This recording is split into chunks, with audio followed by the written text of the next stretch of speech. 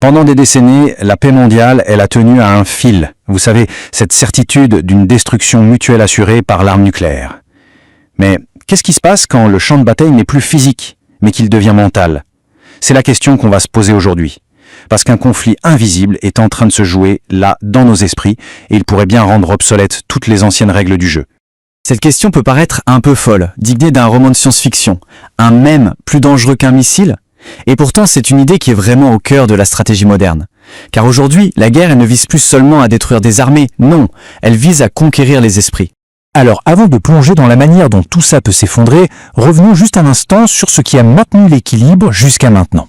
C'est le bon vieux manuel de la dissuasion nucléaire. L'idée de base, elle est simple. Le but n'est pas de gagner une guerre, mais de la rendre absolument impensable. C'est une sorte de jeu de poker psychologique, mais à l'échelle planétaire, où le bluff n'est juste pas une option. Parce que tout le monde sait que si quelqu'un se décide à abattre ses cartes, eh bien tout le monde perd. Et toute cette stratégie, en fait, elle repose sur 3 piliers, et ils sont plutôt fragiles. D'abord, la capacité. Bon, ça c'est simple, il faut avoir les armes.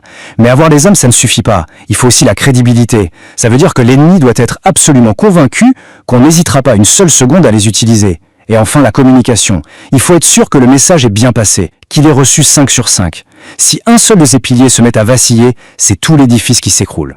Bon, sur le plan de la capacité, on va dire qu'il n'y a pas vraiment de doute. Les arsenaux russes et américains, qui sont un héritage de la guerre froide, sont écrasants. C'est cette puissance de feu qui est vraiment la fondation sur laquelle toute la doctrine de la dissuasion a été construite. Mais voilà, ce vieil équilibre, il est aujourd'hui totalement bouleversé. Pourquoi? Parce qu'un nouveau champ de bataille a émergé. Un terrain complètement immatériel, infiniment plus complexe. C'est l'esprit humain lui-même. C'est ce qu'on appelle la guerre cognitive. Et là, le but, ce n'est pas de faire exploser des ponts, c'est de faire imploser notre capacité à raisonner.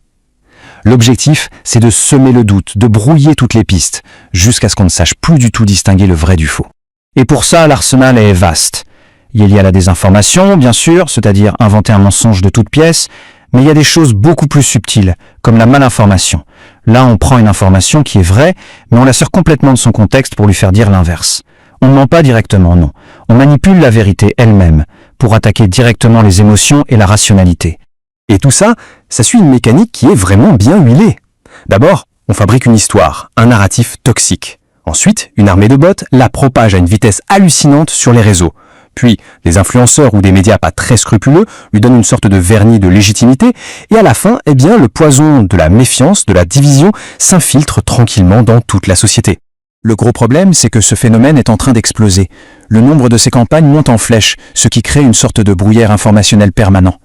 Imaginez devoir prendre une décision vitale, en quelques minutes à peine, alors qu'on est bombardé de fausses alertes. Comment fait-on pour trouver le signal qui compte au milieu de tout ce chaos? Et c'est précisément là que le nouveau monde vient percuter l'ancien.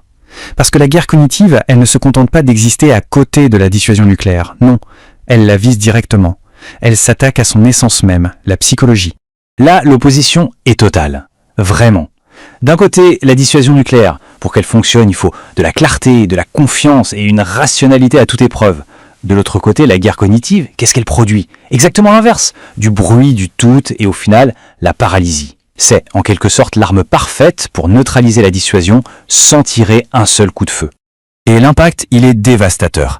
Une attaque cognitive bien menée peut éroder tous les piliers de la stabilité. Le soutien de l'opinion publique s'effrite. Les dirigeants eux-mêmes commencent à douter, les alliances se fissurent. La marge de manœuvre pour une réponse calme et rationnelle se réduit comme une peau de chagrin et elle laisse la place à l'hésitation ou pire, à la panique. Parce qu'il faut bien comprendre que l'objectif final de l'agresseur, ce n'est pas forcément de tout détruire. Non, c'est bien plus subtil que ça et peut-être même encore plus dangereux. L'ambition, c'est de geler la volonté de l'adversaire. Le but, c'est qu'il soit incapable de prendre la bonne décision ou alors qu'il la prenne beaucoup trop tard. Il s'agit en fait de lui voler sa capacité d'agir, de le transformer en simple spectateur de sa propre défaite. Une des techniques pour y arriver, ça s'appelle le verrouillage cognitif. Imaginez un peu, on inonde les centres de commandement avec un véritable tsunami de fausses données, de rapports contradictoires. L'analyse devient impossible, le système est complètement submergé et la machine décisionnelle s'arrête, complètement bloquée. Et puis il y a une tactique encore plus perverse, le gaslighting stratégique. Là, un pays mène une cyberattaque, déplace des troupes, mais il nie tout en bloc et en plus il accuse l'autre de paranoïa. Le but, c'est de faire douter la victime de ce qu'elle voit de ses propres yeux, la faire hésiter. Et pendant ce temps, pendant qu'elle doute, l'agresseur, lui, il avance ses pions. Alors, la grande question, c'est comment est-ce qu'on se défend contre une arme qui vise l'esprit? La réponse, elle ne se trouve pas dans un arsenal militaire classique. Non, elle doit être collective. Elle doit impliquer toute la société pour construire une véritable résilience face à la manipulation. Et cette citation le résume parfaitement. La résilience cognitive, ce n'est plus une simple option, une petite mesure de défense. Non, c'est devenu un impératif de survie stratégique. C'est une condition vitale pour préserver notre liberté de décider et d'agir. Ce nouveau bouclier, il repose sur 3 piliers essentiels. Le premier, c'est l'éducation. Nous devons tous apprendre, collectivement, à développer notre esprit critique pour déjouer les manipulations. Le second, il est technologique. Il faut absolument renforcer nos défenses numériques. Et le troisième, il est diplomatique. Il est crucial de coopérer au niveau international pour que ces attaques ne restent plus jamais impunies. Et tout cela nous laisse avec une question assez vertigineuse finalement.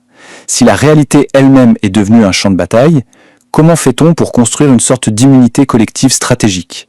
Comment est-ce qu'on peut vacciner nos sociétés contre ce virus du doute et de la manipulation? C'est une question ouverte, mais la survie de nos démocraties en dépend peut-être.